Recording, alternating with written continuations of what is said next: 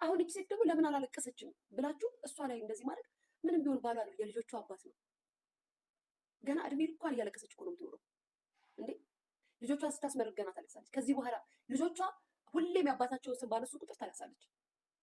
ደስታ አለ፣ ድግስ አለ፣ ምርቃት አለ፣ ብዙ ነገር አለ። አባት ከጎን እንዲሆን የሚፈለግበት ጊዜ ደግሞ ሞር የሚፈለግበት ታይም።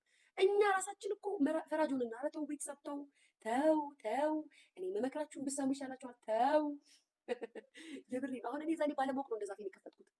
እንዴት እያነበብሽ ግን ስህተት እኮ አይደለም እኔ የተናገርኩት። እናንተ እኮ ስታለቅስ ፊቷን ለምን ሸፈነች? ሀላለ 18 ዓመት የኖረች አሜሪካ ሀገር የኖረችን ሴት ነው እንደዚህ የምትሉት?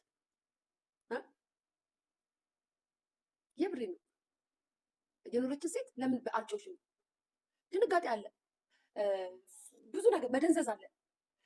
ደንዝዛችሁ ትቀራላችሁ እኮ።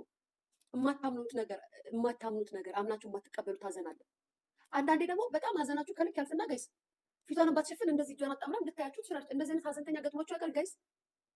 እንደዚህ አይነት ሀዘንተኛ በማለት ኮመንት አድርጉልኝ። እንደዚህ አይነት ሀዘንተኛ ገጥሟችሁ ያውቃል? እጁን እንደዚህ አጣምሮ ቀብር ላይ እንደዚህ ብሎ የሚያችሁ የማያለቅስ ማለት ነው። እንደዚህ እጁን አጣምሮ እንደዚህ ብሎ ያያችኋል።